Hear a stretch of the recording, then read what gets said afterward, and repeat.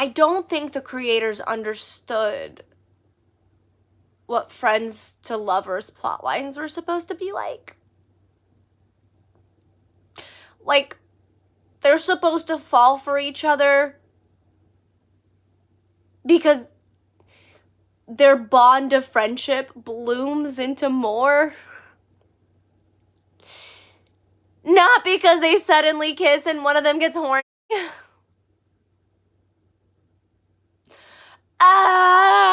Hello and welcome to Embodying Mystical Mac. I'm Mac, and if you're new here, thank you so much for joining. If you are returning, thank you so much for coming back. Today we have a Bridgerton Season 3 / Romancing Mr. Bridgerton commentary video.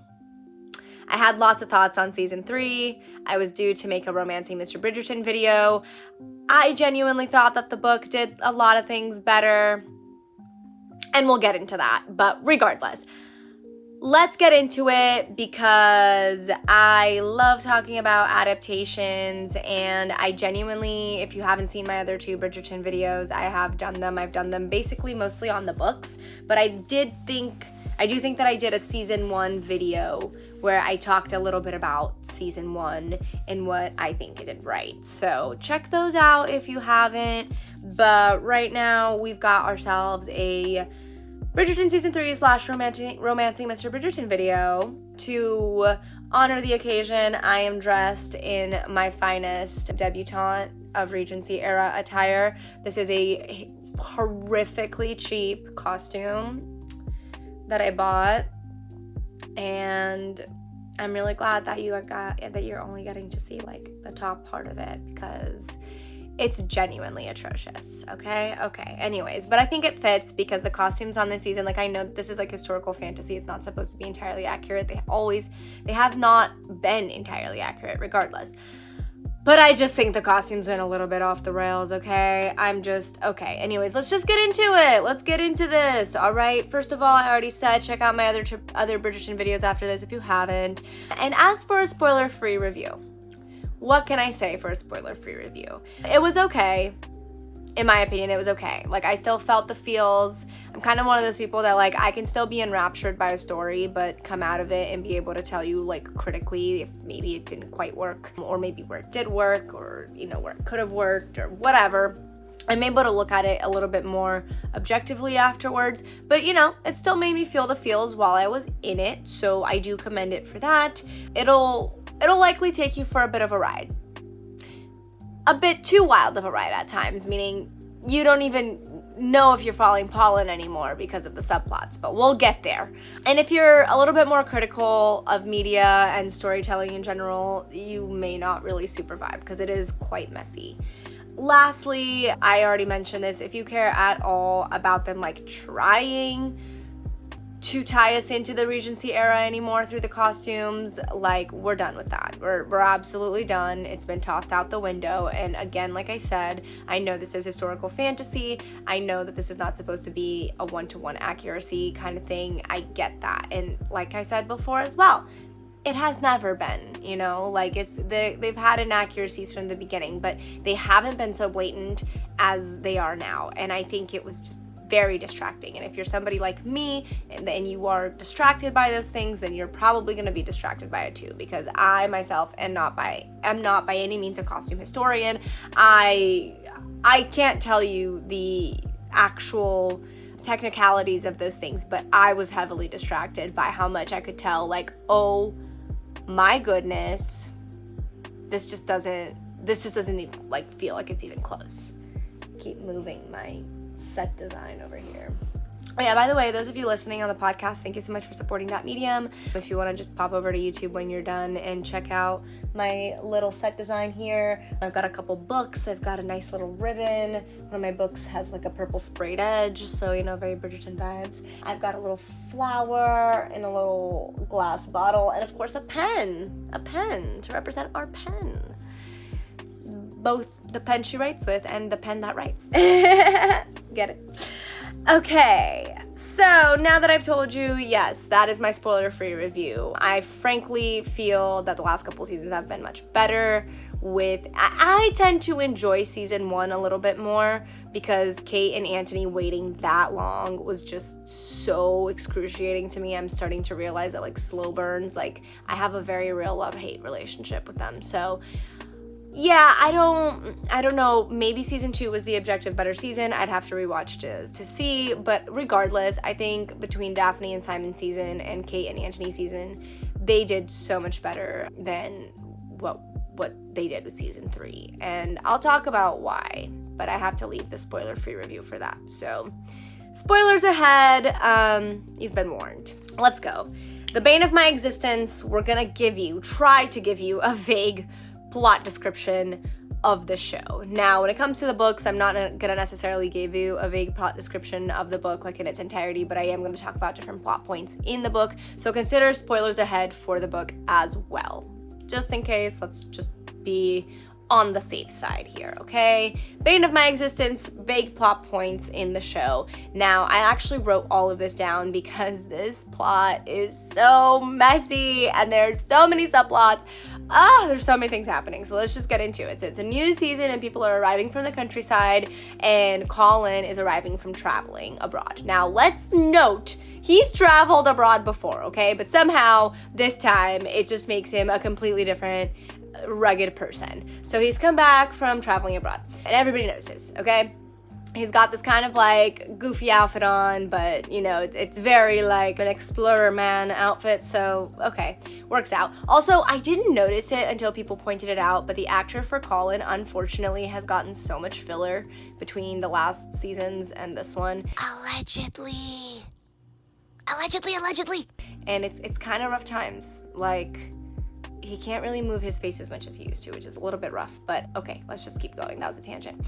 Penelope and Eloise are still fighting, so Penelope steers very clear from the Bridgerton house and the Bridgertons as a whole, which is very much a shame, and we'll get into that a little bit in a little bit, because that has to do with the issues that we're going to be talking about. But yeah, it's sad. We're supposed to feel sad for her. We do. The last season, remember that we're coming off of the last season when Colin said that, okay, let me say, when Colin said, literally at a ball in front of other eligible bachelors from the Ton, this man chooses to say that he would never, ever court Penelope Featherington. This is where the plot point in the book differs, and I keep saying this, but we will get there. I promise we'll get there. Let's just get through this.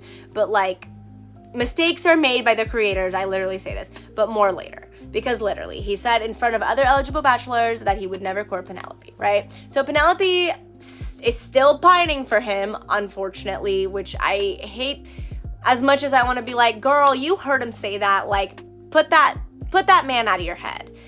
I myself am quite a romantic, and I definitely have been in situations, you know, where you're like, you realize somebody's an F-boy or something, and you're just like, but you still feel what you feel for them. So it's like, I get it, girl. I get it. It's a little rough, but I get it.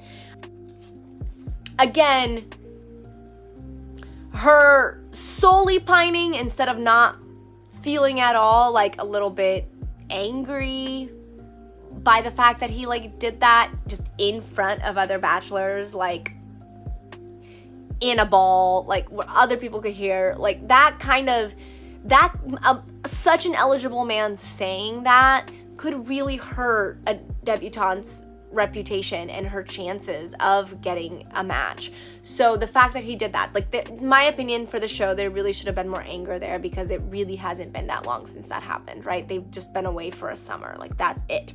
Again, it makes more sense that she's not paying mind to that in the books, but we'll get to that.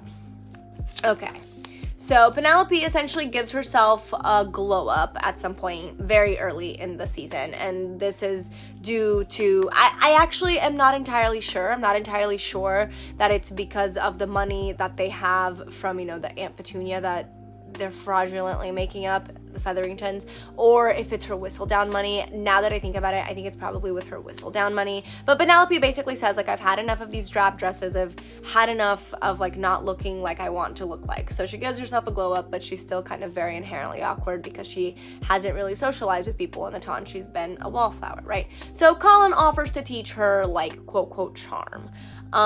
Because, you know, now he's a rake and he's a totally different person from previous previous seasons, even though, like I said before, he absolutely has traveled before. So what is the difference between these travels and the past travels? Who knows? So we get absolutely no flashback, by the way, when they are talking about these charm, or not talking about these charm lessons, we're just talking in general. We get, instead of getting like a flashback of their meet cute, because in past seasons, we've had the luxury of the two love interests not meeting yet. So we get to see their meet cute like in real time. And it creates amazing fodder for like cute little Bridgerton reels and YouTube shorts that make the show live on so much longer than it's, airing. Yeah, the fact that we don't actually get like a flashback of when they first met is just, to me, it's criminal. Like, give us the meet cute. Like, I felt so robbed. No, I even said here, like, no cute videos for Paulin. Like, we just get them talking about it, which, okay, whatever. Let's move on. He obviously starts to like her during these lessons, which, by the way, only last like an episode and a half because they have to be found out so Penelope can write, scathing things about herself, which, like, I get the point that the show is trying to make, but then don't do, like, the silly 90s plot of, what did I write here? Did I say popular? Of popular boy teaches unpopular girl, like, how to be popular. Yeah, basically, if you were going to have her write something scathing about herself, you could have had it be something else that didn't involve these lessons, and then just, it created a reason for us to just completely drop this plot point. Like, to me, it kind of just felt like I said, like, we're back in the 90s, like, we're doing She's All That, it's just, I couldn't. I was like, first ideas concept, think a little bit harder. If she really has to write scathing things about herself because you guys have written yourself into a hole with this Penelope Eloise feud, then for the love of all that is good, please, do it in a better way other than giving us these lessons that are just gonna go away and really ultimately serve no purpose. Now, before one of these, she's like in Bridgerton house, and it's like during a time when Eloise isn't there, so, anyways, she reads his journal, which, like, come on, girl, like, that's wrong. Those are private thoughts because it's a journal. But then it turns out that it's smut. And listen, I'm literally looking at one of my favorite, like, book series here that I love, and there's a lot of smut in there. Okay, no, it is not Akotar. Ew. No shade if you like Akotar. Just not my jam. No. Different series. Not by Sarah J. Maas. Coincidentally enough, it is by a writer whose first name starts with an S, though. Anyways, I'm looking at it. There's smut in it. I vibe. I love it. I'm not upset with the fact that Colin's journals have smut in it. I'm upset by the fact that, and we'll get to this, but this is a good place to kind of start bringing the book a little bit into this. Penelope being a writer and Colin wanting to be a writer is one of the things that bond them. It's one of the things that they can relate to each other about. And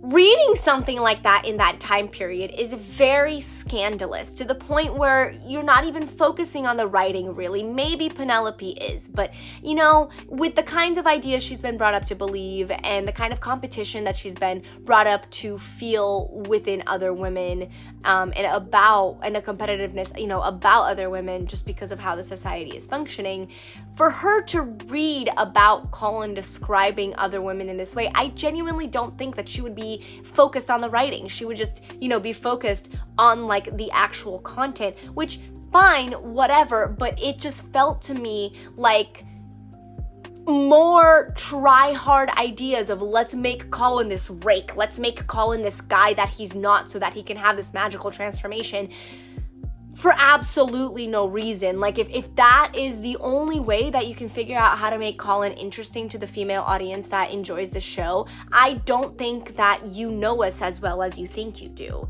But also, if Colin being a rake and being a ladies' man like his brother and like Simon and those kinds of things, really was the best way to go, then he would have been like this already. There would have been seeds planted about his character for this to come out already. So it just felt so out of nowhere. This journal entry felt so out of nowhere. It would have been just as much of a violation, just like it is in the book, if she's reading, a paragraph about beautiful scenery, in the places that he's been, and he's just insecure about anybody reading it because he is insecure about his writing ability, but she is definitely crossing a line. There is still something to be upset about, but it doesn't have this sort of forced narrative of, oh, but this is who Colin is now, we're writing about his sexcapades. Like, to me, it felt so forced. It felt so heavy-handed. You're already wasting his love scenes, his lovemaking scenes with, women in brothels, which no shade to the women in brothels. No, not at all. Shade to the freaking creators for not giving us more than 1 or 2 pollen sexy encounters. And instead, we're giving us a bunch of pollen and way too much Benedict sexy encounters that we really didn't need. But anyways, we're getting off track. Let's just keep going. Okay. They kiss at Penelope's request, and that apparently is what makes him realize that he loves her, which is...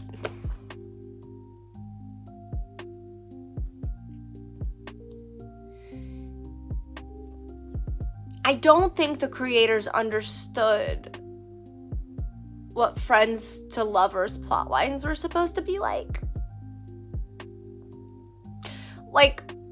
They're supposed to fall for each other because their bond of friendship blooms into more. Not because they suddenly kiss and one of them gets horny.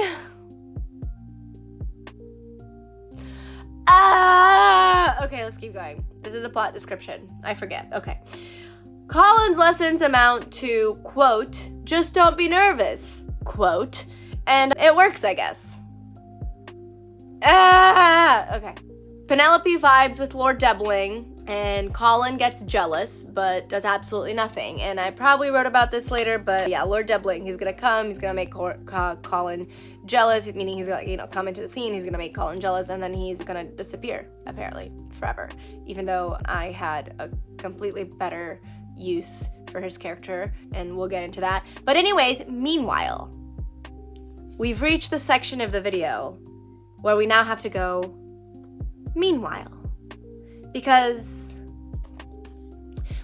pollen are a side plot in their own season. So let's talk about the other side plots that joined them in this just messy circus that is Bridgerton season 3.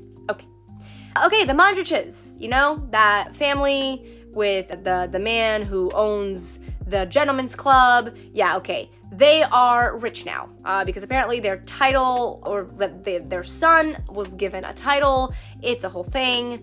Yeah, okay, moving on. Lady Danbury. She has a hot brother and she has unnecessary drama with him that literally just wastes time and manages to make Lady Danbury a little bit less mature, which is a little bit annoying because,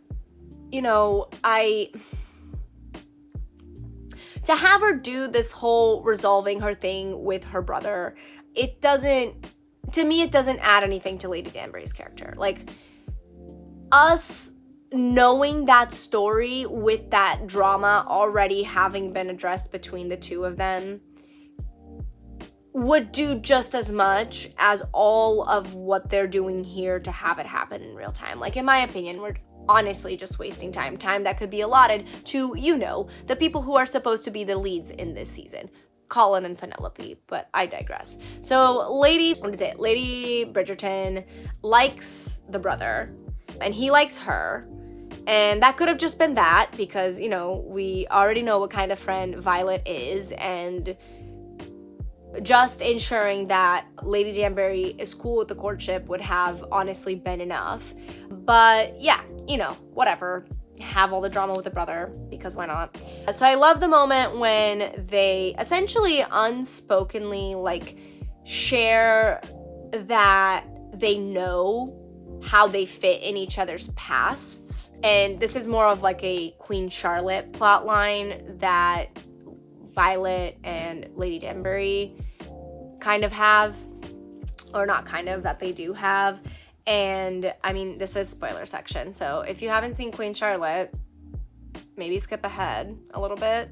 But essentially, Lady Danbury ends up like having a very short-lived affair with Violet's dad in the past, and Violet like figures out that it's her that happened because she sees this birthday hat that her dad made Lady Danbury for her birthday.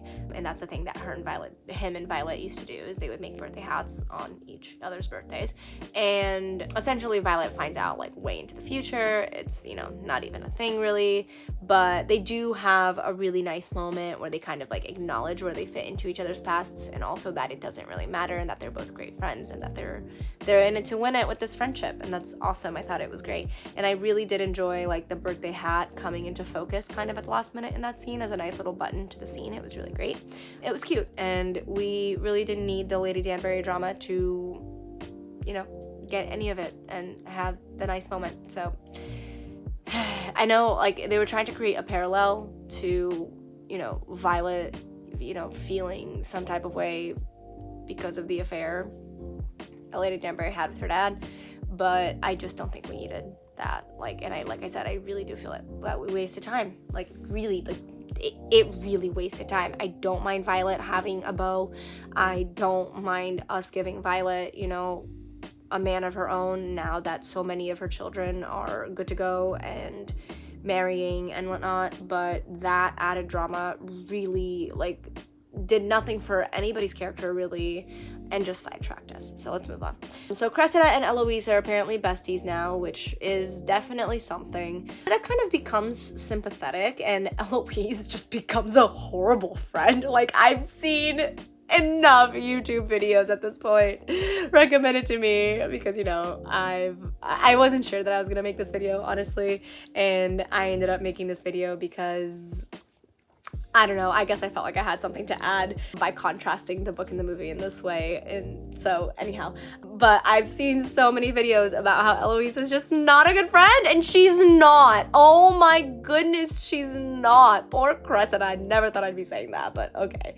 Yeah, she becomes a bad friend. This dynamic deserved more if like they all had to go there, which apparently the creators had to go with this dynamic. Like, first of all, like on the tangent of Eloise being a bad friend, what, like, really befriending Cressida, like befriending Cressida of all people, like the person that made Penelope's life hell, that still kind of does. And like, I guess, you know, she says something about cruelty here and there that kind of makes Cressida think, which, great, Eloise, like, do something, I guess, like the bar's on the floor. But literally, just the fact that she befriended Cressida at all was just so petty and so very shady to Penelope. And I get her sentiments, I get that she's angry, but damn, man, like, this is, you know, who's afraid of little old me stuff where she's, you know, like, I'm this way because you made me. Well, Pen, you wronged me, so here we go. Let me just,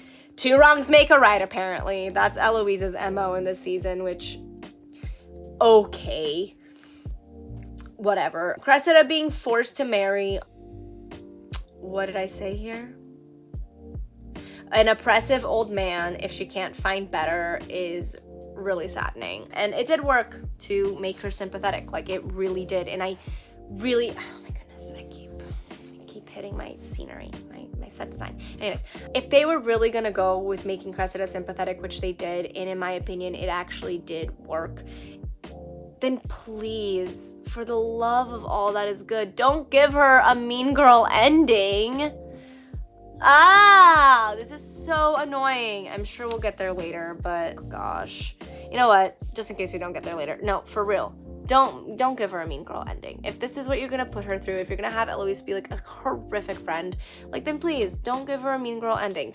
Like, instead of Lord Debbling disappearing into the sunset, never to be seen again, why doesn't he just, you know, decide like, hey, maybe why not? Maybe let's see if Cressida wants to be courted. Like, you know, maybe he's like, I wanted Penelope, but, you know, this is the marriage mart. I would love to have a wife. Like, in that time period, it wouldn't be unheard of. It wouldn't be like, you know, slimy or weird. It'd be just one of those things that, okay, Penelope's with another guy, and, you know, maybe poor Cressida can be saved from this fate. But no. We can't do that. Like, we had to make Cressida sympathetic, but then give her a mean girl, like the ending that, you know, a true, like, what's her face, Catherine from Cruel Intentions, mean girl deserves. And I didn't like that. Either let her be a bitch, let her be the mean girl, like she is in the book, or do better by her. Like, especially because that plot line, like, I'm sure it hits so true to so many women, you know, who might feel pressured to, I don't know, marry a certain type of person, be it because of, you know, the tax bracket that they're in, or the religion that they're in, or just the biases of their families, like, and then to have her ending play out like that. Anyways, let's just move on, because that just really put a thorn in my side. Okay. And Eloise just can't be bothered, like, at all when she's telling her about this, right? Because she's obsessed with making Penelope tell Colin about her being Lady Whistledown. Like, that this is the hill that Eloise is literally willing to stake her flag and die on this season, at the detriment of being, like, literally a good friend, a good sister. Rough. Okay? So let's see, retroactive mention. Penelope calls out Colin's fake persona on the Whistledown papers, and he's kind of a baby about it. Like, if it's a genuine, to say this is an oxymoron, but you'll get what I'm saying. If it's a genuine act, right? If he's doing this, he's acting in this way genuinely because he really is this rake and this ladies' man and blah, blah, blah, you know, the travel's really changed him like that, then why is he mad? Like, just keep doing your rake thing. Just keep being your rake self. Like, why are you mad? If it's not really a call out, then why are you mad? So anyways, there's that. And, like, you know, like, he's only upset because she called him out, and it's true. Which, that apparently never dawns on him. And we have to stretch out him being angry at her, even through their wedding. This is supposed to be a romance. Okay, let's keep going. Okay, so making him like Simon and Anthony, like I said before, it doesn't work, okay? Because he isn't like them.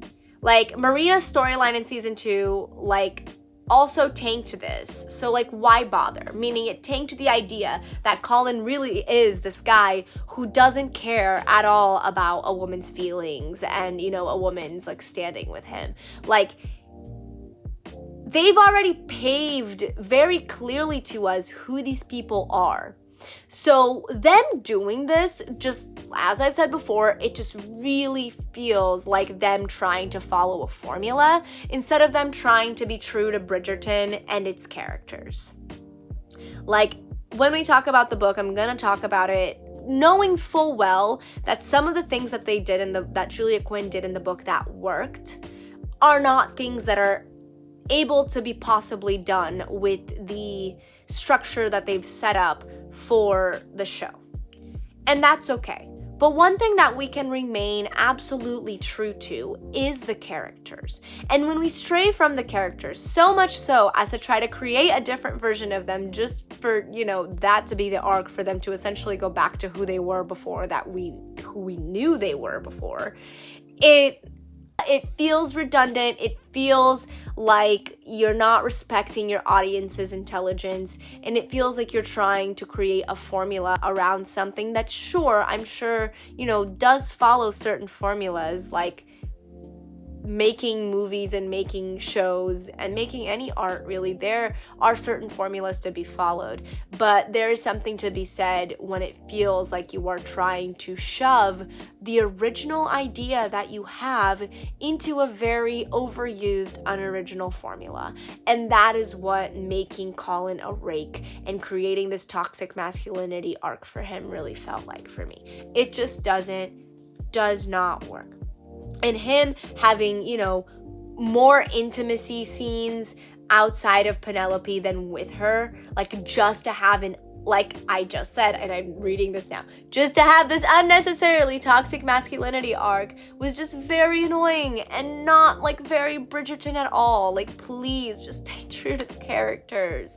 We were like, I promise you, we would have still been enraptured by their friends to lover storyline if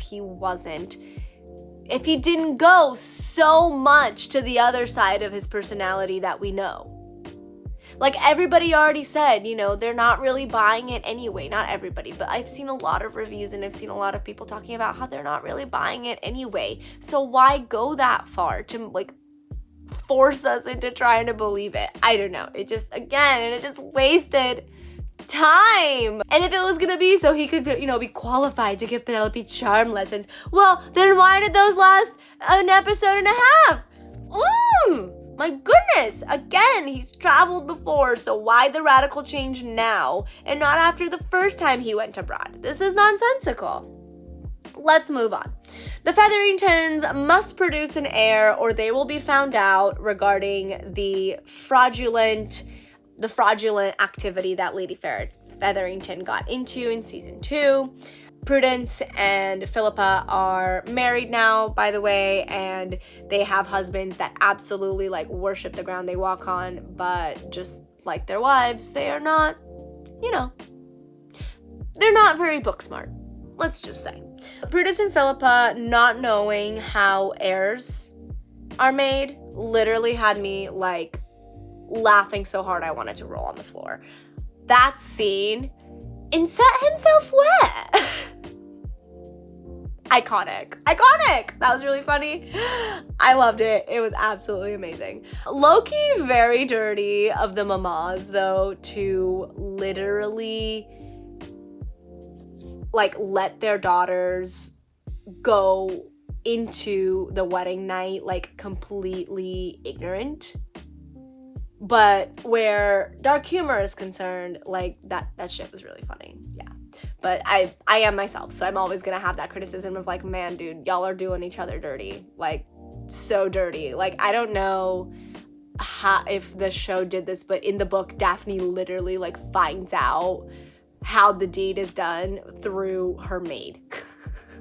And it turns out that Francesca has already bribed the maid to learn about that as well. So I'm just like, yo, mamas, like, come on, just prep your girlies. Like, please, it'll save them trauma, you know, at best. And really, I mean, at worst, it'll save them trauma. And like, at best, not save as in, unfortunately, you know, in the Lady Danbury kind of like marriage and situation, what Cressida seems to have been kind of set up, that is unfortunately, you know, the marital R word, that is not consensual, that wouldn't be consensual, most likely they don't like their spouses, you know, but in the very least they would be prepared for what's coming. So while I, you know, still feel that they would feel traumatized, at least like they would be prepared in the, at least knowing what's happening. Not prepared as in nobody can ever be prepared for trauma. And I don't know, maybe even knowing what's happening, they might, I don't know, who knows? I'm just saying, knowledge is power. There we go. We're diverting now, but knowledge is power. And I am myself, so I think about the fact that like, hey man, like for the mamas, if you were to tell your daughters, like they would at least know what is going to be happening to them. You know, worst case scenario, they would at least know. Best case scenario, it might actually make that first experience more enjoyable because they are not wandering in the dark about it. So yeah, but regardless though, for dark humor, that's funny. And set himself wet. So Benedict explores, do you notice that we're still in the meanwhile? We are still in the meanwhile. I think we've spent 10 minutes now in the meanwhile. When are we getting back to Pollen? Let's keep going with the meanwhile. Benedict explores his queerness in the most, you know, like, how do I say this? In the most flat way possible as far as storytelling is concerned. Like, Tilly is a tool to get him to be by introducing, you know, her friend. And honestly, she kind of, you know, I think she kind of deserved better. Not necessarily she deserves better than Benedict. I'm just saying, like, the character in and of itself, like, it just really... If we're gonna introduce such an interesting character, like, why are we doing her dirty in this way by, like, just having her, like, be a tool for Benedict and, you know, just have, like, half of her scenes be, like, you know, these menage a trois scenes that I'm honestly, like, fast forwarding at this point because there are just way too effing many of them. Again, staring at one of my favorite book series, full of smut. I have no issues with the smut. I have issues when it's unnecessary. And when it wastes time and takes away from the people who are supposed to be our main plot. We are still in the meanwhile. Oh, okay, let's keep going. This bi exploration also falls a bit flat because this bi misrepresentation already runs rampant in the media, where a bi person is either totally non-committal for the sake of quote quote having fun, and or they basically forsake like any same-sex attraction for a heterosexual partner, which is kind of, you know, what Tilly is hoping that Benedict will do for her, because she's implying monogamy with her. And I understand, you know, in that time period, and again, this is historical fantasy, I know, but we're going with the time period. It's still historical fantasy. In that time period, like, you know, when you are married to someone, it's not appropriate for you to have relations with other people. But I would think someone like Tilly, you know, would, after introducing him to this, would in the very least, like, ask not so much for, like, commitment entirely, but maybe see if he's open to, like, you know, committing to her on an emotional level. I don't know. I just feel like there needed to be more nuance there if they were gonna have this here. It just, the whole thing felt very thrown together, and, you know, like, my bi flag is back there. Like, I obviously care about how bi people are represented. I care about how all people are represented. I would hope that we are all represented in a way that is conscious and mindful, and I just didn't feel like this was conscious or mindful in this way. Also, I'm sorry for spoilers for Benedict, but I don't think this is really a spoiler because we know the story or the structure of Bridgerton, but Benedict is going to have to find a partner at some point, right? And I frankly, like, his book isn't something that, like, stood out in my mind entirely. I've read all of the Bridgerton books, by the way. His book isn't something that stood out in my mind entirely. Like, I definitely have favorites amongst the books, and his isn't one of my, like, top favorites, but it's not one of the ones that I necessarily couldn't care for. There really aren't that many of those, but, like, for example, like, Eloise's to me is whatever. It's cute, it's got moments for sure, I felt it deeply when I was reading it, but in the grand scheme of things, I'm like, if you change up her story, I really don't care, and I think it actually would fit. We'll get into that. But with Benedict, I'm like, okay, you're gonna give him this whole queer thing, and then he's probably gonna end up getting married. And then it's just gonna be, like, chalked up to him having, like, you know, some fun in his glory days kind of thing. Like, if we were gonna do the queer exploration, I really hope they would have picked Eloise, to be fair. I feel like she's got one of, like, the best storylines that you can just ultimately change like that. Also, just because I think Benedict's storyline is a little bit, or his book plotline is a little bit different. Like, the way that he finds his love is different than his siblings. And I don't want to spoil anything here, but essentially, like, it's not your average, you know, debutante meets eligible bachelor kind of story. So I would have enjoyed to have it be as inspired by the book as it possibly could be for him. But now that we've kind of thrown this all in, part of me just wants him to kind of keep exploring this. Otherwise, it's going to feel like just a throwaway plot line, and here we go with crappy bi representation, like, yet again. So anyways, I don't know, whatever. Oh yeah, also, what the hell do we mean he has no pursuits? Like, did he not used to paint? Was that a Mandela effect? Like, did I hallucinate that? Like, he used to paint, right? Like, I know in the books he paints, but in the first and second season, please tell me I'm not hallucinating this. He used to paint. So why does he say he has no pursuits? No reason? Like, no, I mean, no, but I used to paint, and maybe there's, something more there, but no, just no, flat out no. What? Like, why are we making him a horny cardboard cutout person? Like, why? Okay, apparently I do spoil Benedict's book, so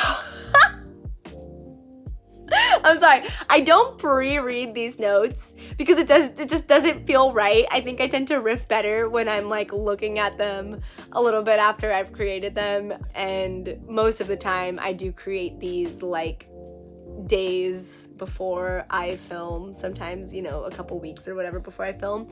But yeah, okay, apparently I am gonna spoil Benedict's book. All right, so basically, spoilers for Benedict's book, which is an offer from a gentleman, I believe. Okay, so he's gonna marry.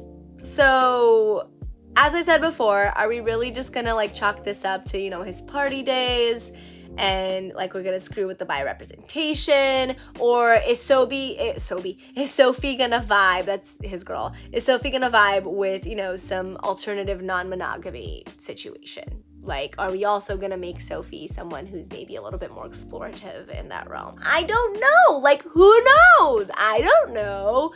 But, okay, anyways. Back to the meanwhile.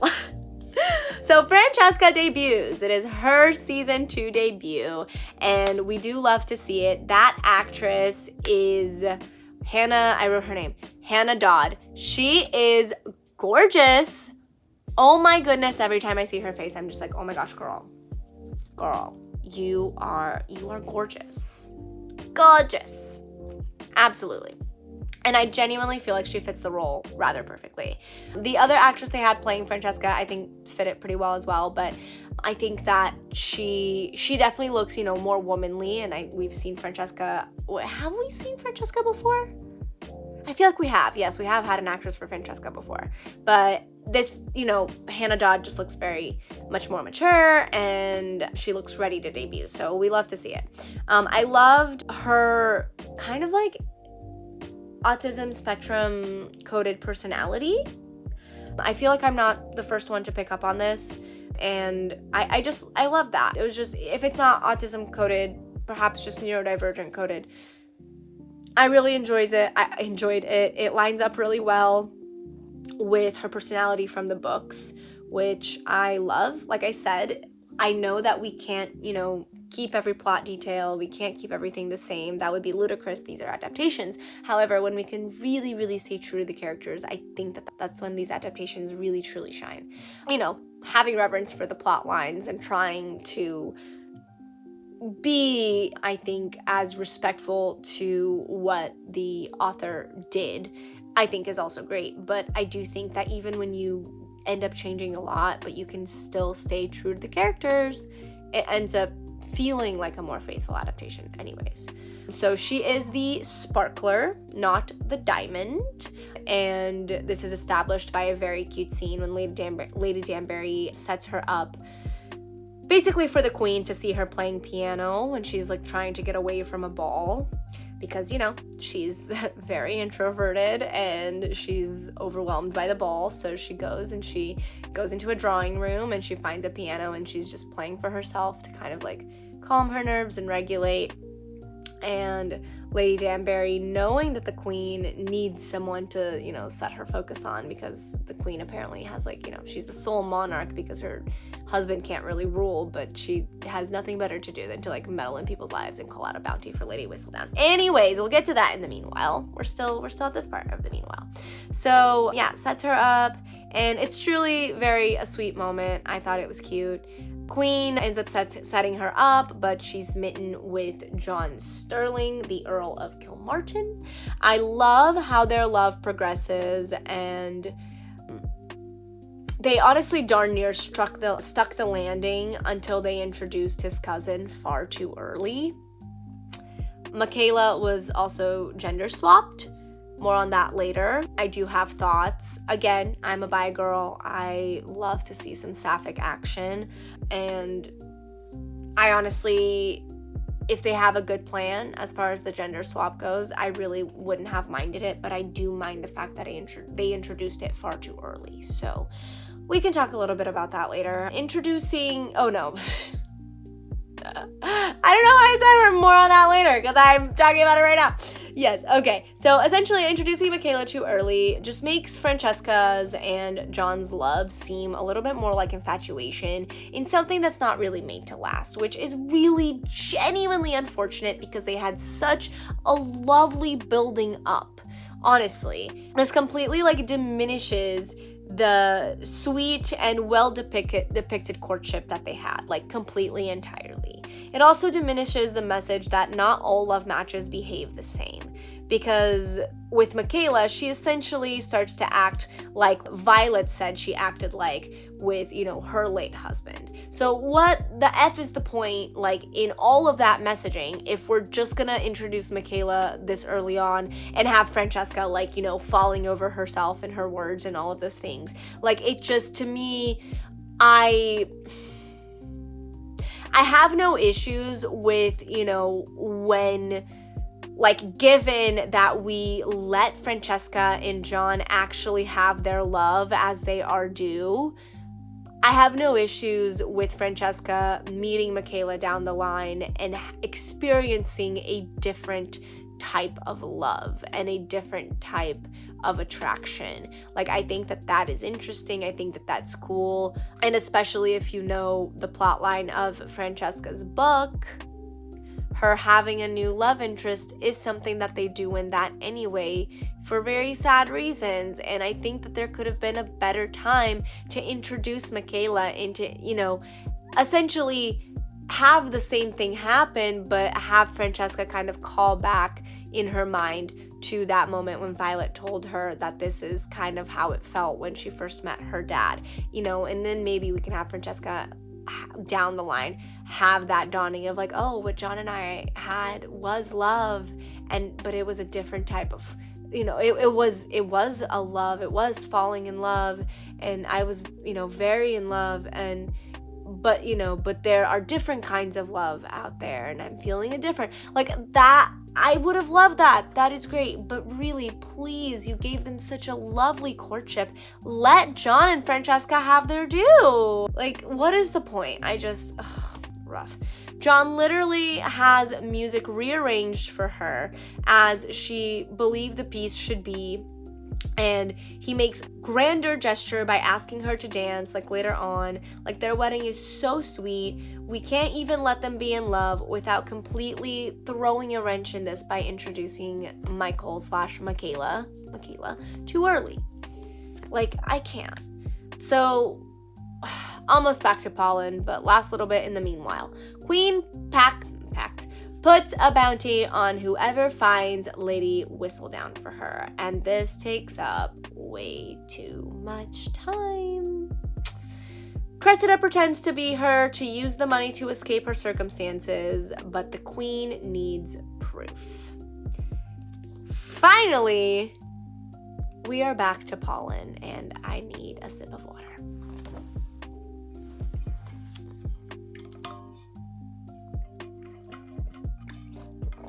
All right, let's go. Y'all, we're almost there, but this is rough. Okay, back to Pollen. Lord Debling, he's back. Yes, okay, so he's back. He courts Penelope, unfortunately for Cressida, who now must marry an old man who basically expects her to change her entire personality to marry him. I'm sorry, Cressida. I'm sorry. We talked about this earlier. I'm sorry. That sucks. They really managed to make her sympathetic, and that really blows. Eloise gives Penelope an ultimatum about telling Colin that she's Whistledown once they get engaged, which, by the way, Eloise, way to be, the rain cloud on the parade. This girl, she is so selfish. This entire season, it's genuinely about her getting what she wants and not really caring much about anybody else around her. Caring about, Cressida calling her out because she, said the whole thing about Colin giving Penelope lessons, loud enough for Cressida's mom to hear and spread the rumor. that call out, ooh, I felt that. And you know what? Never in my life did I think that I would be cheering Cressida Cowper on, but damn it, I was. Like, damn it, I was cheering her on, because I was like, you know, Cressida, you tell Eloise, because she has been behaving like such a selfish brat like this entire season, and I am over it. And her giving Pennant this ultimatum, like literally ruining the engagement elation, just genuinely sucks. Like, Penelope has been in love with Colin her whole freaking life, and anyways, whatever. Really annoying. Lady Featherington is super rude, and Colin sets her straight, which, awesome. Loved that scene as well. I think it definitely created a little bit of a reality check for Lady Featherington, and I do ultimately enjoy how, like, the healing of the Featheringtons goes about. I do think it's a little bit very, like, a little bit too easy, I think, like, given the trauma that family kind of has going on, but it's fine, whatever, I'll allow it. It was good. It was fine. Okay, Cressida lies and says that she's whistled down in the nick of time. Penelope very dramatically faints on the floor. So Cressida's mom helps her write an issue, and it slanders the Bridgertons while making Eloise and Penelope realize that this is just too much power for one like Cressida to wield. Which this essentially, like, Cressida's mom helping her with Whistledown and it emboldening Cressida once again. I think that this is kind of, you know, their way of essentially getting Cressida, putting Cressida back into the side of, like, oh, we don't like her anymore, we don't sympathize with her anymore, which then don't give her the circumstances that you gave her to sympathize her or us to her in the first place. She is still just like a desperate woman trying to not be in a horrible situation for the rest of her life. Like, nothing that they do, even the whole blackmailing Penelope, it's what they did with Cressida. They, instead of like just writing out a mean girl that was just meant to be a mean girl, they gave us like a very compelling, morally gray character that, I'm sorry, I couldn't help but feel for. And if that wasn't your intention, do better. Like, ooh. But regardless, yes, okay, now Eloise encourages Penelope to write again to essentially set it all straight and to, you know, set Cressida straight. Eloise also says, you know, she's had like a come to Jesus moment, so maybe don't tell Colin, as it may just, you know, be unnecessary hurt. So there's that, but that's kind of rough because, you know, Penelope, they very much like have been fumbling their way through having Penelope realize that being whistled down is like an inherent part of her. But anyway, they're still fumbling through it, so, you know, that's like a factor, and that's kind of rough, right? That Penelope now is being encouraged to not tell him about this very crucial part of herself, but she's like, okay, fine, like maybe in time, whatever. Regardless, though, doesn't matter. She doesn't get to choose because guess what? Colin follows Penelope and discovers that she's Lady Whistledown. Now they, you know, this leads to them like basically making out in the street while he's like, you know, super mad about it. Colin being mad because of the things she's written is valid, and it only works because there's no time jump like in the books, honestly. Like, let me pull back. Valid to a degree, okay? Like, him being mad that she called him out, like, annoying. Him being mad about the things that he's written, you know, in the past about, like, Eloise and things like that, the things that were a little bit more scathing, valid. And this whole thing, carrying out this him being angry at her, even though this is supposed to be a romance and we're supposed to be enjoying the falling in love of friends to lovers, but whatever, it only works because, unlike in the books, there hasn't been any time between the things that she's written and the moment, right? Really. It's all been within this season or the last, right? So it's annoying. Like, it just, but the whole thing, it just comes across very poorly done, that he comes across just like very petty and very much like, my man, you're being a baby about this kind of thing.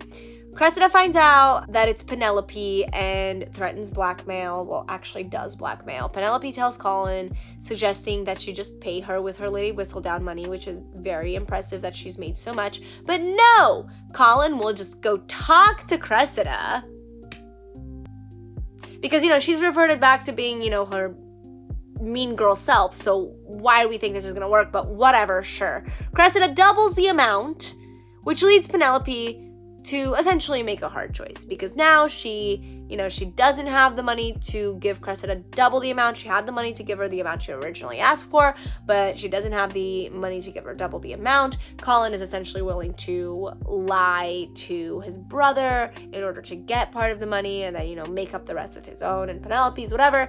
But Penelope goes, no, I don't want any of this, and she decides to, take it upon herself and figure it out. So, by the way, Paulin married, but it sucked because he's still being an ass about the whole Lady Whistledown thing. Like, it's just tension vibes all around. None of this, exciting, like, yay, they're in love Bridgerton vibes from past seasons, and it's genuinely tragic. And he doesn't even sleep with her on their wedding night. Like, I'm telling you, we got so much damn brothel intimacy from this man, and we cannot be bothered to give them more than like that carriage scene and the really, really annoying first time scene between the two of them when he's basically, like guiding her through the whole process, which, like, whatever, that trope annoys me at this point. But yeah, okay, it makes sense for this time period because girls don't know anything. But Penelope is like, she's well read. Like, I feel like at this point in time, Penelope might have come across something. I don't know. Whatever. Like, or seeked it out, maybe. I don't know, considering that she was resigned to the fact that she might be a spinster for the rest of her life. Like, you would think maybe she would, like, seek out more information to, like, find out what she's missing. But no, we have to have that. But no, those are the only two intimate encounters that we have between them. And everything else really just happens with, Colin being a rake. And their wedding night, yeah, dry as a desert. We were robbed by poor adapting on these creators' part. Like, for real, we were robbed. I, like, wrote this sentence. For real. Anyways, let's keep going. Lady Featherington turns over a new leaf and gives Penelope all of her motherly attention for the wedding planning. The shift didn't feel entirely believable, but it's such a small issue compared to the mess that's the whole season that, honestly, who even cares? I'm just glad that Penelope's mom is finally being an actual mom to her. Penelope finds out about the fraud, and they kind of have a bonding moment over that. So that part was believable and was sweet. So I did enjoy that. And I also did enjoy, like, the admiration that Portia shows for her daughter. Like, that made the whole rest of the healing of that family a little bit more believable. So I did enjoy that. Philippa and Prudence Featherington plan a ball before their pregnancies put them out of society for a bit. So Penelope pays for the ball with her Lady Whistledown money, since she, had a whole plan to not pay Cressida. So she's able to use that money and instead gives it to Varley, which is their, like, housekeeper, I believe, to pay for the ball for Philippa and Prudence. And she credits Portia in front of Philippa and Prudence, which is a lovely gesture and a lovely, like, overall button to their whole familial development of the Featheringtons. By the way, if you don't know what the term button is, it's essentially like this entertainment industry term where when you do an audition, typically at the end you want to include just a little something that hopefully makes your audition tape stand out. So, like, for example, if the last line that you have is, I'll meet you after school,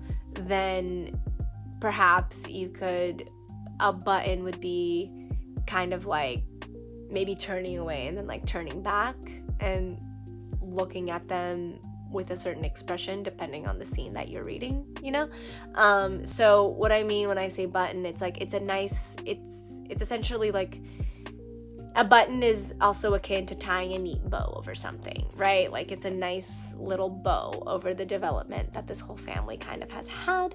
So yeah, I enjoyed that. Philippa's request for bugs, I girl, Philippa,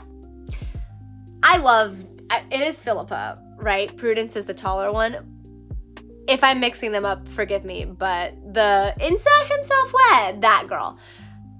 She is my favorite. I love her. I don't know why I love her, but I do. I genuinely do. And her being like, there should be bugs. Like, I knew it. I had a hunch it was gonna be butterflies, but I was like, I knew she wasn't gonna disappoint. I knew there was gonna be bugs, and I knew she wasn't gonna disappoint, and I love that part. I thought it was very cute. They definitely come in handy after that goofy AF, like, Lady Whistledown reveal, so thank goodness for the bugs. And I do love that scene when Prudence is like, yo, you didn't tell me they were going to be butterflies. You're a genius. And Philippa's just like, I know. Like, duh. Love her. I love her. It's giving confident toddler energy in the best way possible. And I love it. I'm here for it. Okay, so the queen shows up and announces Penelope. And basically then Penelope does a whole speech, and before it gets awkward, like, Varley releases the butterflies. So that's how the butterflies come in handy with the stupid, very goofy, in my opinion, Lady Whistledown reveal. Colin suddenly respects her as a writer, which, okay, sure. I would toss my notebook into the air behind me, but, you know, we're not done yet, so I kind of got to keep my notes on hand, but sure, whatever. Falls so flat, but yeah, okay, finally, great. Flash to, oh yeah, by the way, let's just, never mind, we'll get there later. Flash to all three Featherington babies being about, I don't know, 5-ish months old, which, I'm gonna say it again, we were robbed. Where was the honeymoon sexy time for Pollen? Oh, right. We didn't have any time for that. Because we had so many subplots that my meanwhile section might actually be a third of this video.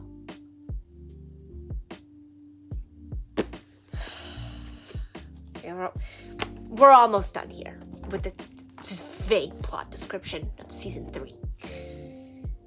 Okay. Yeah, okay. We were robbed. All of them have had their babies. Apparently Penelope got pregnant and somehow timed her baby. They all have their babies, and apparently all the babies are the exact same age. At least they all look just about the same age to me. And hey, listen, I'm a nanny. I've been a nanny for over 10 years now, and I have cared for quite a few babies. I know what babies look like at different ages. I know the subtle differences between different ages, and all of those babies look to be the exact same age. Please explain that to me. Weren't Philippa and Prudence like pregnant for like at least a trimester? Anyways, whatever. I'm not gonna read into it because clearly they don't want people who read into things very much to watch the show anymore. So, okay.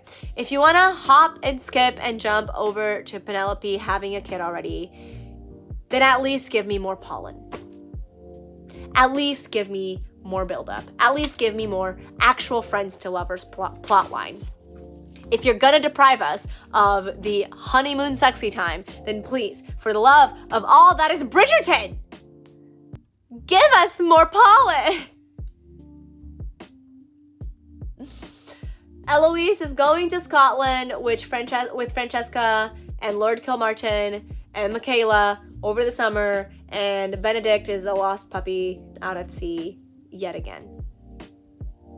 Because apparently he doesn't have any pursuits anymore. And he's just, you know, a non-committal bi king. I don't know. He's a mess. I hate it. Thank goodness we have reached the end of our vague plot description for Bridgerton season 3. That was a mess. Let's just go ahead. Let's just trudge through because we are already an hour and 5 minutes into this thing, and let's just go. Okay, how did Julia Quinn do better? How did she do better? Let's just compare the book to the show and put on our little thinking caps, our thinking tiaras, if you will, and think about how maybe these things that were done a little bit better in the book could have been adapted into the show in a way that made sense. Let's just think about it, okay? So now let's just do it. Colin, the whole thing about Colin telling his brothers, or I'm sorry, telling the gentlemen, the eligible bachelors of the Ton, just out in the open, in the garden of a ball, that he would never court Penelope Featherington. Yeah, in the books, that never goes down like that. Because, in the books, Colin is aware of the fact that Penelope is very close with his family, and that would be a very disrespectful thing to do out in the open like that. So you know what he does instead? He tells his brothers that in private. He tells his brothers that he would never be caught courting Penelope Featherington in private, inside of Bridgerton house, while Pen is essentially leaving after hanging out with Eloise. And, she is rightfully embarrassed to have overheard that. And all the brothers realize that she overheard, Colin, of course, as well. And Antony actually walks Penelope home. And this serves to show us that Penelope's connection to the Bridgertons is with the whole family, not just with Eloise, not just through Colin as a friend, because they are friends as well, but the whole family essentially has adopted Penelope. And the way that this goes down with him saying this to his brothers instead of eligible bachelors in Ton, and then, having Antony take care of her in this way, having Benedict also very much display like a sentiment of like, ooh, brother, ooh, that vibe. This is something that the show is missing, like big time. And I think it would have been really nice to have that connection to her being connected to the whole family. I mean, even with the show being what it was, they've been, like, her and Eloise have been friends for so long that it only makes sense that the rest of the family would have adopted her. It only makes sense that, Lady Bridgerton would still be like, well, we're still inviting her for tea in our drawing room because she's not just your friend, Eloise. Like, she's a part of this family as well. And I think that would have actually helped ground us more into the Bridgerton things of it all, because then we wouldn't have had to have like completely separate plot lines from Penelope that involved the Bridgertons. There could have been some adjacent ones. So this is something that, in my opinion, the book did better. The show, in my opinion, kind of effed up because and I just said this, and I've said this before. I said this in other words without revealing this part before, but the show messed up because having him tell his brothers in private is definitely shitty, but it's forgivable. Whereas at the ball, in front of the other bachelors, and essentially tarnishing, Penelope's reputation a little bit, because by telling those other guys that, he's just going to reinforce that belief in them probably, which is a belief they probably already had because Penelope hadn't been very appealing to anybody at this point, right? It's really, really shitty and quite literally almost unforgivable in my opinion because of the repercussions that it could have on her actual chances of being able to find a match, which, in that time period, it's very important for a woman to do so unless she wants to become a spinster and, live to take care of her mother for the rest of her life. Which Penelope very much feels like she's in danger of having to have that be her fate. Now, moving on, and kind of a nice segue, Penelope in the book is actually 28 and considered a spinster already. So this is the part where this is not something that the show could have done at all because of the structure that they have essentially written themselves into, where we are going chronological order and every year a different Bridgerton debuts. It looks like that's the vibe that we're going with anyway, because the men don't necessarily debut, But I guess we had like the debut of Edwina in season 2. But in this season, we've got Penelope doing another season, but we also have Francesca debuting. I actually don't know the rhyme or reason of the timeline. I don't know why they're forcing themselves to go in like chronological order, meaning, last season we can assume was last season, last year, like last debutante season for them. I don't know the rhyme or reason of that, but I recognize that, I guess, with the way that they're doing the show, such a such a drastic time jump wouldn't have been possible. I guess it's also to, for the sake of like keeping up with Lady Whistledown, But I don't know. Anyways, I can honor them not wanting to create such a drastic change. But what I will say is that having her be 28 in the book does help in the way of the fact that she's come into herself more naturally, like over the years, as opposed to, you know, kind of forcing this glow up. And by changing her wardrobe once the seasons were over is kind of also part of her coming into herself, because while she was doing the seasons, it was very important for her mom to like have control over her wardrobe, because to her mom's taste is what was going to be the most attractive. So like I thought that was kind of interesting in the show, how her mom like literally just doesn't care anymore, and that's kind of like why she vibes, not vibes, but, you know, basically her entire response is like, okay, well, if you want to wear those drab colors, like, I guess go ahead. But I don't know, to me it was very unlike Portia, because I feel like Portia definitely thinks that she knows best, and I definitely feel like there should have been a little bit more pushback. You know, I mean, they did kind of plant the seed of, oh, Portia doesn't really care. Penelope, she's just kind of like resigned to the fact that Penelope is a spinster. She's going to be a spinster. That's just what she is.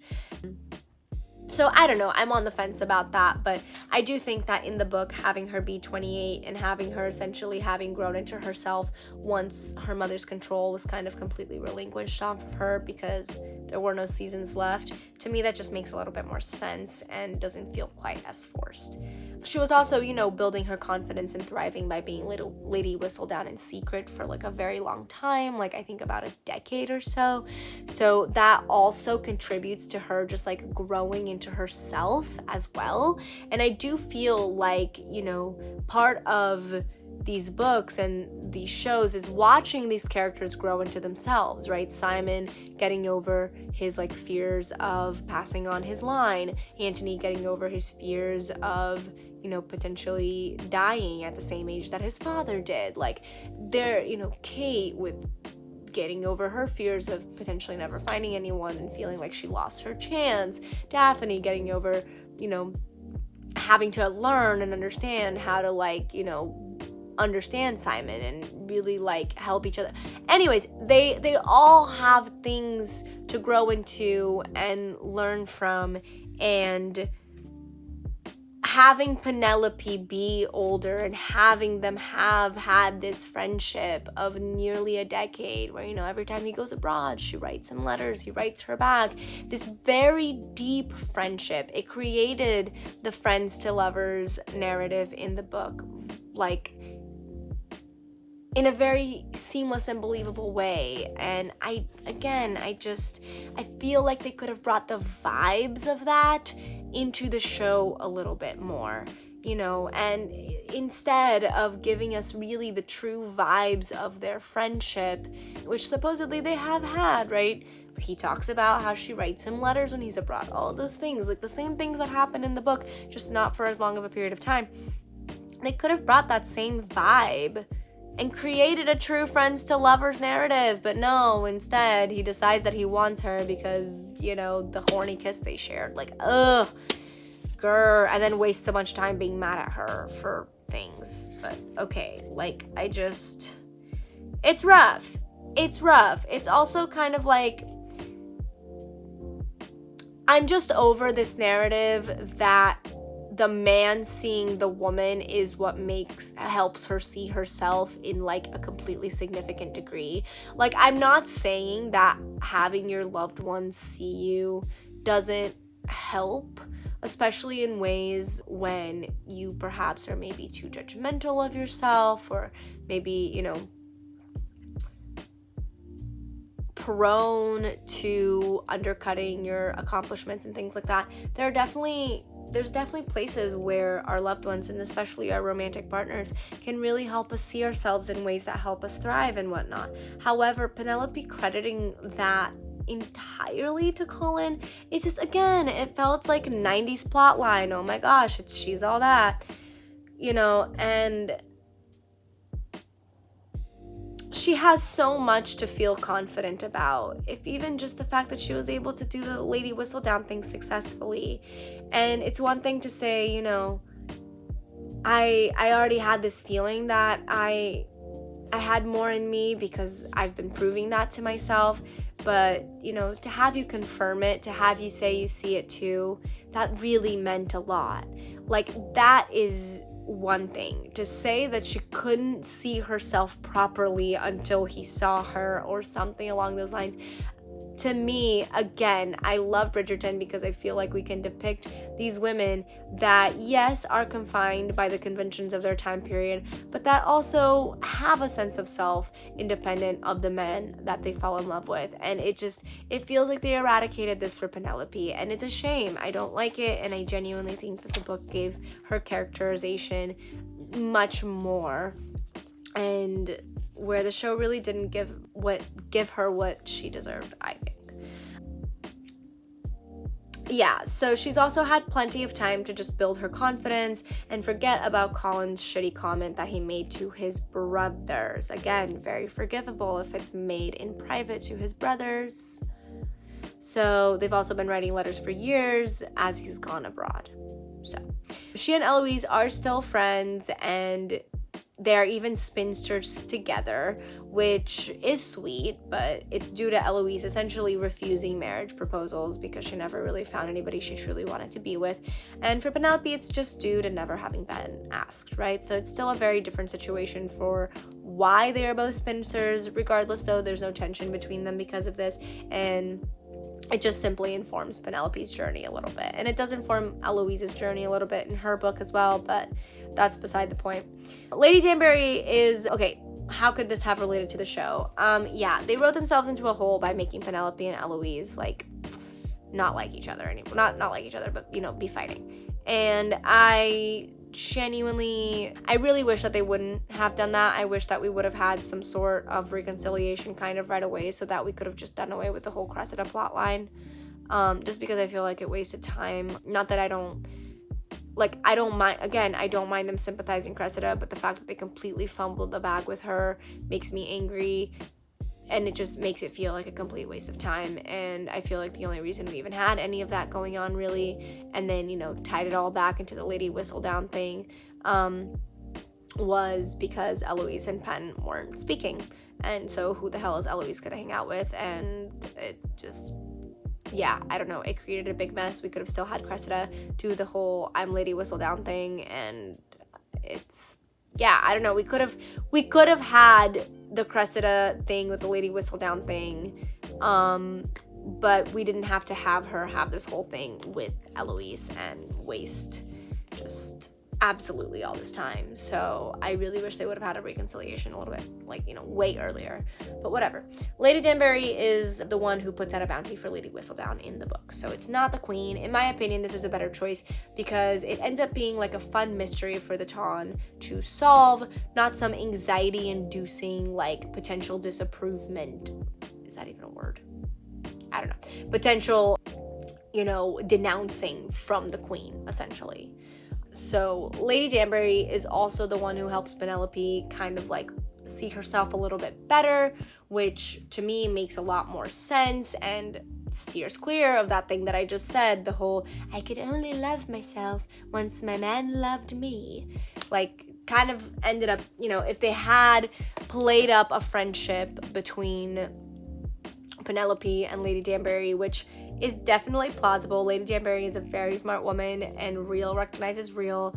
That is what happens in the book. Like, she recognizes that Penelope is a witty girl. She's an intelligent girl. She is 100% worthy of Colin's attention and courtship, and she kind of like helps her see that for herself. Like, Penelope has built up her confidence very much, but, you know, Lady Danbury just kind of like gives her that final nudge to be like, yeah, girl, like, you get it.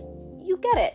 And I honestly think, especially because they didn't really give us enough of like the Penelope and Lady Delacroix or Madame Delacroix friendship, like they gave it to us a little bit in part 2, but in my opinion, like not really enough. that Penelope just kind of felt like she was floating alone in the wind this whole season. Like, it was rough. I really wanted more, like, sisterhood moments for her while she's trying to figure all this out. And it would have been lovely to have Lady Danbury there. Instead of that whole drama with her brother, she could have been talking to Penelope about how Lady Bridgerton and her brother are kind of, like, feeling each other, you know? And, like, ooh, isn't that interesting? Ooh, Penelope, who are you feeling, girl? Like, look at you with your little makeover. It could have been genius. It could have been great. I don't know why they didn't do that. Anyways. Okay. Colin's journals in the book are descriptions of the places he's been, not smut. And in fact, they are beautiful, eloquent, well-written descriptions. One could say descriptions that are so well-written that those reading could potentially feel like they themselves have been transported to that place. And do you know who really could appreciate that? A writer. And do you know who does really appreciate that?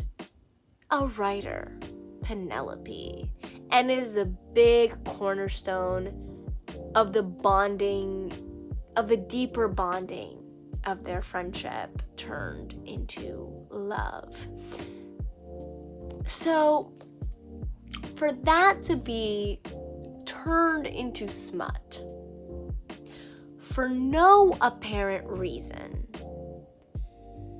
than scandal and fodder for an unnecessary, formulaic character arc for Colin.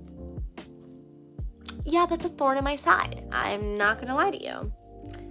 Like I said, nothing wrong with smut, but the show added that for no reason other than making Colin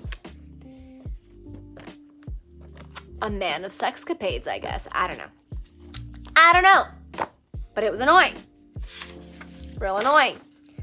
And I think that him just being insecure about his writing and his journals having remained the same would have, again, we could still have him be angry at Penelope for reading the journals. It is still a private thing.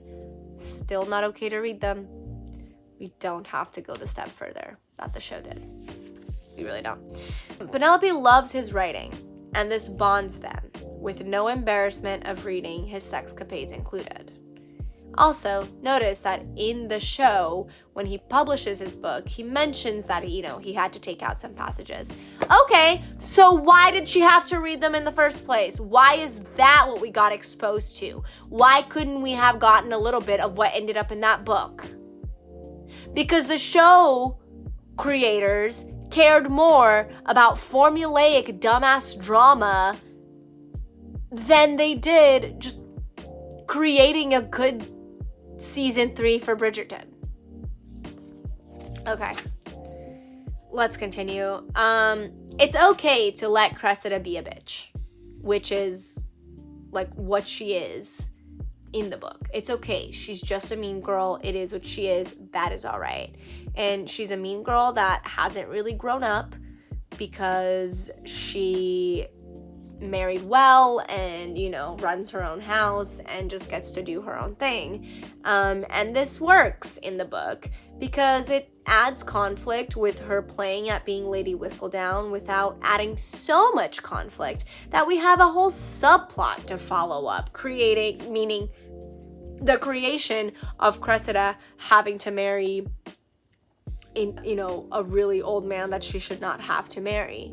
Like, again, I'm gonna say it again, I don't mind sympathizing her, but then don't just get rid of her, but then don't just give her, that ending that is deserving of Heather Chandler from the Heathers, or rather from Heathers, and instead, maybe have Lord Debling, swoop in at the last minute, and be like, I'm relieved to know that you're not Lady Whistledown, but, I thought it was pretty brave of you to say that you were, just to get yourself out of those circumstances,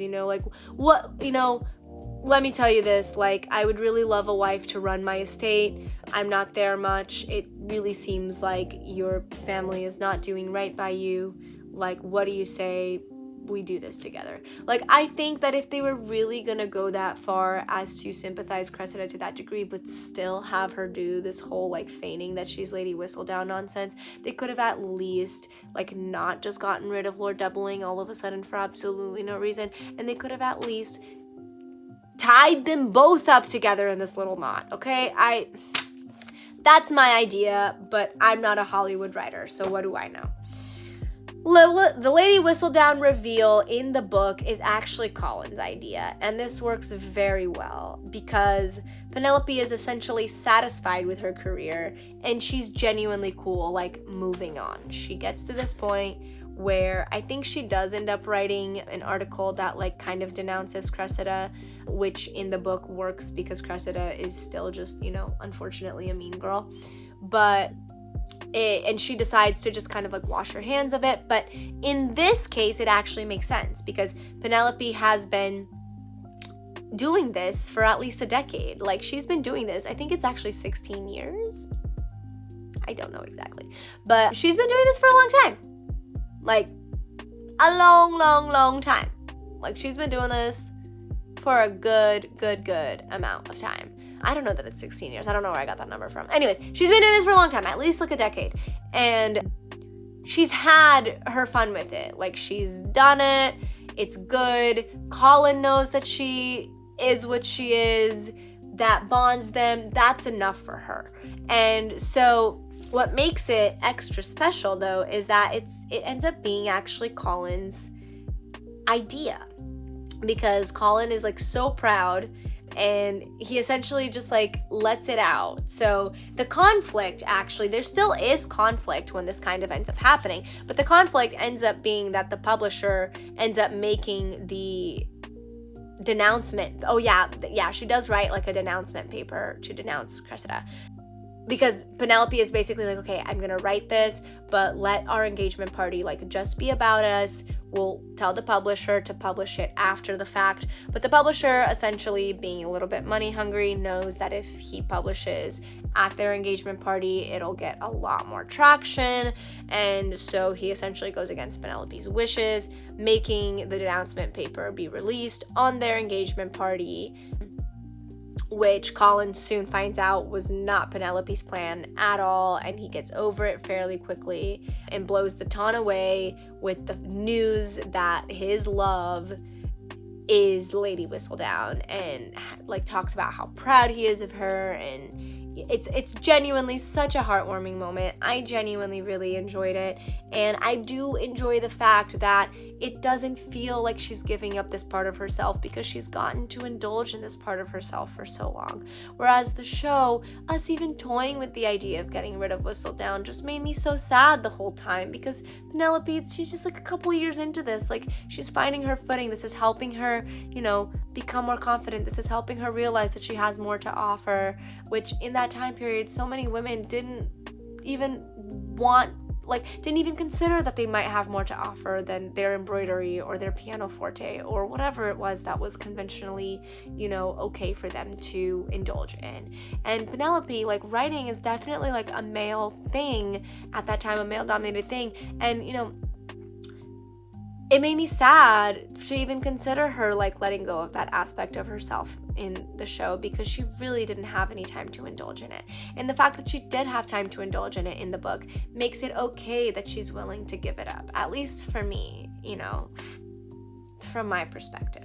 And it is a cherry, like, amazing cherry on top that Colin is the one who's willing to be like, nah, F this, like, everyone should know who you are. Like, you're not gonna do this anymore. If you're not gonna do this anymore, we might as well just let them know that they've been fooled this whole time. Look at them. Just, what is it? What's that Taylor Swift lyric? Oh my God, you should see your faces. That one, right? It's cute. It works. Her speech in the show, I didn't like it. It felt goofy. It felt like too much. It didn't feel like her taking a whole lot, like she did take accountability, But like the show has really played up Whistle Down in a way that she's written some real scathing things in the show. And yeah, I don't know. I just don't know that speech quite did it for me. I also don't know that I love the idea that now it's going to be Penelope's voice, and what is she going to do? She's going to call herself Lady Bridgerton? It's the Lady Bridgerton papers now? Like, yeah, I don't know. I don't know how they plan to keep going with this. I really don't know. I don't know that they could have done it any other way. I don't know. I honestly wish that maybe instead of giving us Pollen now, they would have just gone in order and given us Benedict's season and then given us Pollen. Maybe it would have given them time to kind of like figure this out a little bit more. But yeah, I don't know. The speech did not translate well to me. I also didn't love that all of a sudden Colin is like, you know, realizes that he was just jealous and he's super proud of her. Like, it doesn't excuse the crappy man-child behavior, and I don't like it, but okay. Messy. Let's keep going. We're almost done with the book details. So lastly, Colin is a silly goose, but, you know, in the books, but he does remain Colin. So none of this, you know, macho cosplay that the show made up just to essentially unmake it as his character arc. So, you know, anyways, essentially at the end, this makes Eloise like realize that she might want love, and the show could have actually like perhaps used this a little bit, I don't know, to maybe, you know, lead us into Eloise's queer awakening. I don't know. Man, I think she would have been such a better match for the queer exploration on the female side. But in conclusion, bumped the camera. There we go. In conclusion, the show couldn't follow the book super closely, obviously, but for like, you know, reasons that I've mentioned as I've talked about these book details. But like I said, they could have kept the essence of these characters. And honestly, I do think that they kept the essence of the characters fairly well, except for Colin and Eloise, because Eloise is never this horrific friend and person in the book.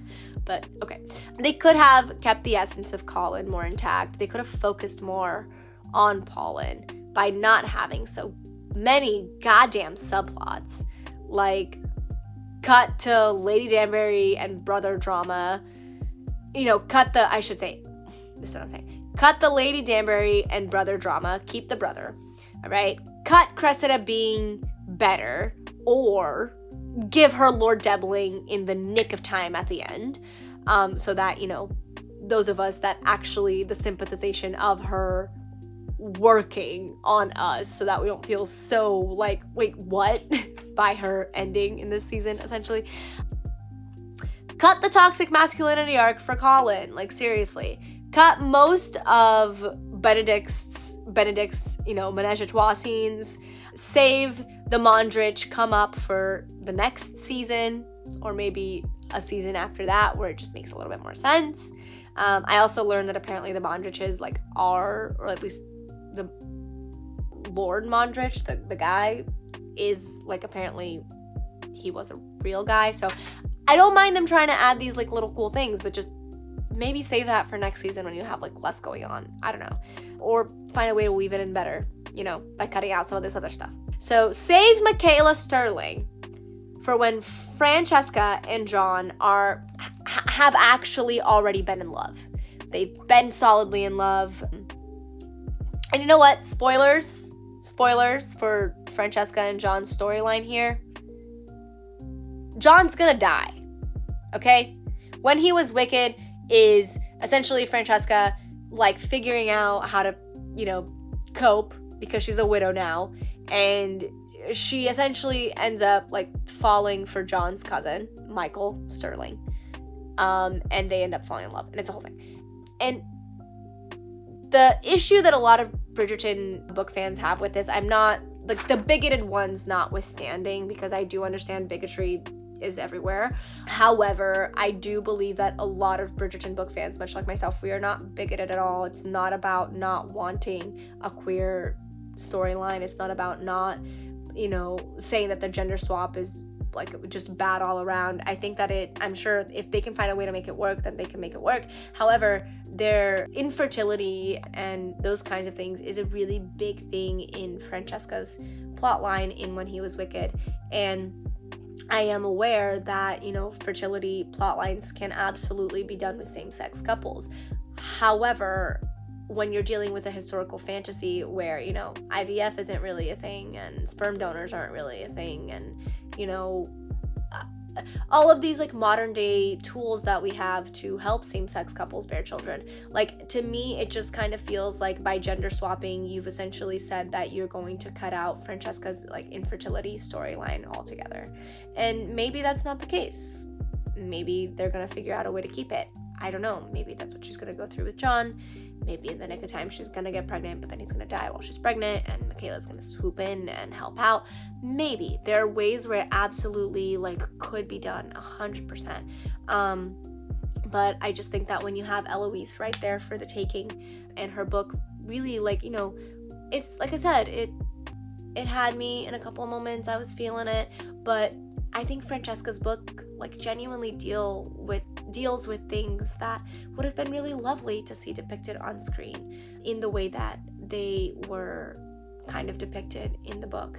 And so the gender swap for Francesca in particular, because her book is so heartfelt and like loved by so many of the Bridgerton fans for those reasons that in the book do include, her falling in love with another man, it was just a bit of a shock. But I honestly think that it would have been less shocking if we could have just saved the introduction of Michaela Sterling for a time, maybe where Francesca is already grieving, or maybe where her and John are very comfortable in their love, and maybe she just has this friendship with Michaela, but it's a very close friendship, and once John passes, it becomes more, I don't know, there are so many different ways that they could have done this, and every single one of them includes them waiting to introduce Michaela Sterling, and I hate that they didn't. It makes me really upset. So another thing that they could have changed to make this better, make Lady Danbury set the bounty on Lady Whistledown, not the Queen. Lady Danbury is, she says it all the time, she can do whatever she wants. She's paid her dues, she's done her thing, she's got her money, she can do whatever she wants. Have her set the bounty, just like in the book. It changes nothing, except the fact that now you don't have way too much tension on this let's find out who Lady Whistledown is thing. And I get it, they were probably trying to involve the Queen, because what is Bridgerton without Queen Charlotte? But God, there are so many ways that they found to involve that Queen. That Queen is involved in quite literally everybody's freaking lives. They can find other ways to involve her other than having her be the one who put the bounty out for Lady Whistledown, okay? That, in my opinion, just added a lot of drama, and I think the book did it better.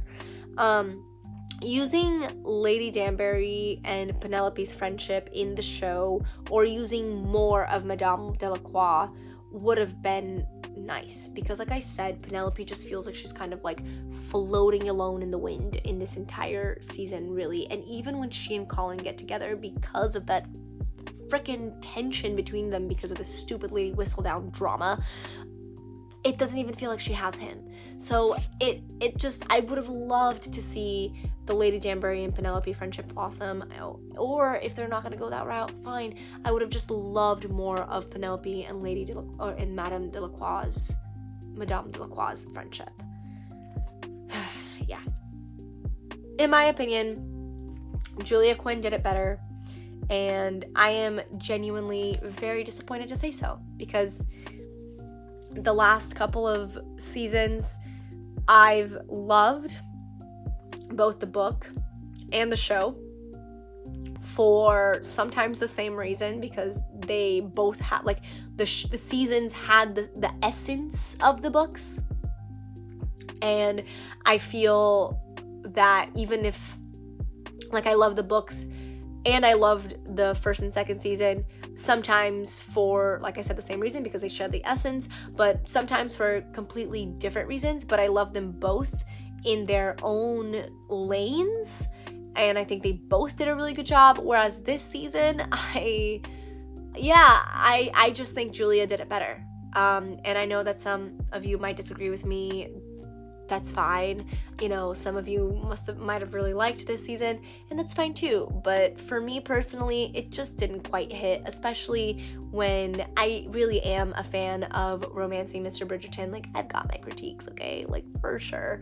But as a whole, I think it just worked better in the grand scheme of things. And the way that her book series is going is definitely a different structure than the way that the show is going. Like I said, they are going like in chronological order from the first season. So yeah, they really weren't gonna be able to like follow this book as closely, but like I said, they managed to keep the essence of the Duke and I and the Viscount Who Loved Me in the first and second seasons, whereas this time I genuinely feel like, you know, they were like, what book? What book? We don't know her. Romancing Mr. Bridgerton, we don't know her. Yeah. Anyways, that's my video. That is my thoughts on Bridgerton season 3. Yeah, like I said, even the gender swap thing like really wouldn't have bothered me as much. As I said, I would have loved to see like the infertility plotline kind of play through in the way that it did a little bit in When He Was Wicked. However, because that's like, it's very heartwarming, it's very fulfilling. I really enjoy the way that plotline is played through, and it's lovely. And I don't know that we're gonna be able to kind of like have that, but like I said, that's not to say that we can't have some sort of equally beautiful plotline happen as well. But I kind of feel like they squandered any chance of having us, one, really grieve for John if they go that route, but two, really, they really fumbled the bag, because John and Francesca's courtship really was one of the highlights of the season for me, and then prematurely introducing Michaela really just threw a big wrench in that, because it was essentially them like not sticking the landing. So that's kind of rough for me. I was a little butthurt about that. But hey, I'm actually kind of curious to see how the gender swap goes. I am going to keep watching the show because I do enjoy the show, and I'm probably going to end up rereading some of the books. I did reread some of Romancing Mr. Bridgerton. What is that? Oh my gosh. I don't know what that was. Anyways, I think that came from the apartment next door. I don't know. Anyway, it's late at night. Don't know what people are doing, but regardless, these are my thoughts. Thank you so much for hanging tight with me for nearly 2 freaking hours I've been filming. I've been filming 1 hour and 45 minutes, y'all. Like, this is insane. And I blame the meanwhile section. I blame the incessant amount of subplots. The incessant amount of subplots that made even Pollen a subplot in their main plot. It was rough, okay? But thank you so much for being here. I really appreciate you. If you've made it this far, goodness bless you. Please consider subscribing to the channel. Please consider clicking the bell, because I do post regularly, but I don't post on a schedule. I also do a lot of trailer reactions, which do tend to come up out of nowhere, so the bell is helpful for that. And my reviews come out interspersed in between those as well. So the bell is a lovely tool. You could also consider liking this video. I would really appreciate it. It helps the video grow in the algorithm. I am very late to the party in talking about season 3 of Bridgerton, so by you liking this video, you are essentially telling YouTube to show it to more people, and I really appreciate that. My eternal gratitude. Thank you. In addition to your thoughts, let's comment a pen emoji. double entendre for Penelope, as well as the quill that she uses to write her columns. So let's comment the pen emoji, as well as any thoughts that you had. Let's be mindful. We're all here to have some fun discussing, some media. So let's just not get too personal about it. And if you have some cool thoughts, go ahead and put them down below next to your pen emoji. You can also find me on social medias. On social media, I'm at Embodying Mystical Mac. You can also find my music account, that's at Mac and the Music. And you can check out my ways to support the channel in the description down below. Sorry, I'm getting delirious. I did some batch recording of trailers before this, and then I did this review, so we've been recording for a while today, okay? So you can check out ways to support the channel in the description down below, and I'm just real grateful that you're here, man. Thank you so much. Thank you. I really, really appreciate it. For some reason, I'm also feeling inclined to tell you that I also have a blog. I have lots of blog posts up there. You will be able to find that below. Yes, in the description. All those links are there. But thank you so much for being here. I really, really, truly, truly appreciate you, my dearest, gentle viewer. And yeah, man, I'm gonna go take this costume off. I'm gonna take my makeup off. It's gonna feel nice. So, I'll catch you for a review very soon. Yeah. I really thought I was gonna have it in me to do the batch recording of those 5 trailers that I just reacted to before recording this video, and do this video and do another review, because I have 3 other commentaries ready to go in my notes. But I don't know what the hell I was thinking. Yeah, I'm gonna go rest. Film some more tomorrow. Goodbye.